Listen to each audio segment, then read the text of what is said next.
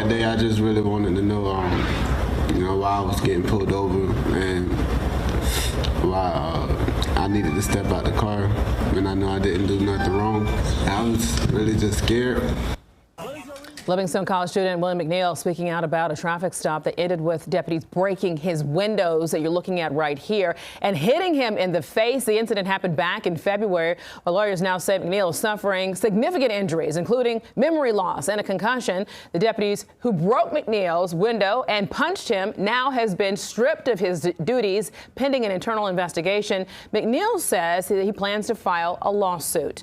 Chief Legal Analyst Clive Rose joining us now. I mean, there's so much to talk about. As we just saw that video right there of his face down on the concrete, somebody's hand in his hair. Yeah. I mean, kind of walk me through.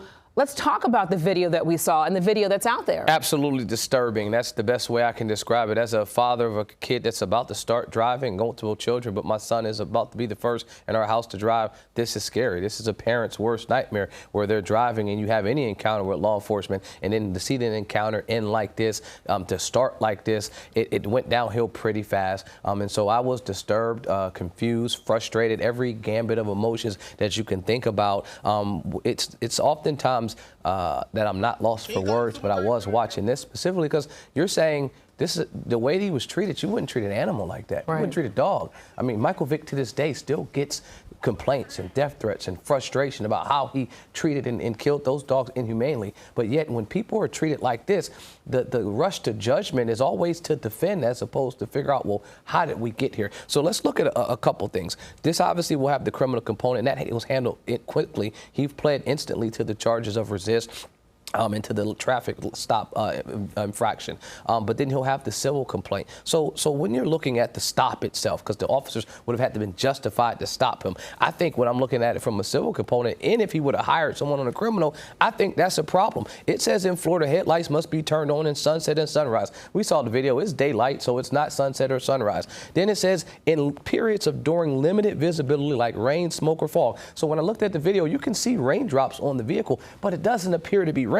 Further, does it look like it's a visibility condition where visibility has been reduced, such as you would need to use the windshield wipers or anything like that, where you can't see? So I think from that standpoint, the stop was probably unlawful.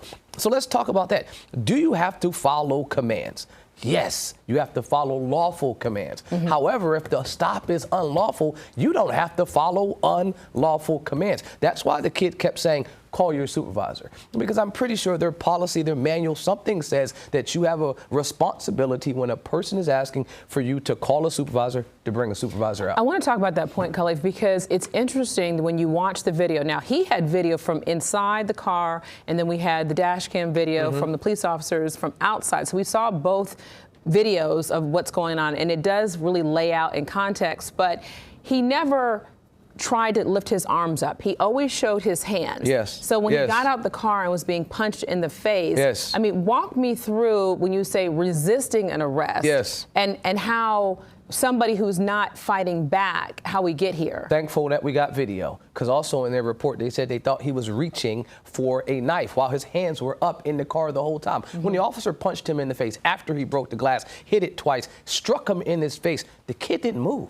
His hands were up the entire time. So that's that inappropriate reporting that you have a problem with. Let's look at this officer's history. That kind of lets me know the officer that we're dealing with. 2021, in-house complaint, unbecoming conduct and secondary employee violation. That's your own folks that are talking about you that write this complaint. February 12th, inmate complaint. May 2016, citizen complaint. October 2018, citizen complaint. March 2023, citizen complaint. This isn't his first time doing this. This is the first time this officer has been caught on camera doing it. And his sheriff, the one that's in charge, is also going to make it problematic for individuals because it seems to be condoning. He talks about, yes, force was used and force was ugly, but oftentimes when you use force, it will be ugly. I agree with that component, but what I don't agree with is the timeline. He says 21 seconds after the stop was initiated, he made multiple civil violations. I'd like to know what they are. And if this case goes in front of a jury, the jury will want to know what they are. That is going to be a problem, and their manual will tell exactly what happened. That's why that guy's on leave. That's why this is happening the way it is right now. But if there was no video, none of this would be happening. I got to be able to leave it there, Khalif. We thank you for your insight, but I also do want to mention there that the sheriff of Jacksonville came out and said that we have to be able to see the full video in its entirety to give us more context. That's to protect themselves. You want to say, look, you don't have the whole picture. Well, now we've seen all the pictures, and we still are concerned with how we landed from you closing your door to your window getting broken. The jury will make a determination, or they'll settle massively. Khalif Rhodes, we appreciate your insight as always. Thank you. Queen City News Plus. Just search Queen City News on your smart TV's app store.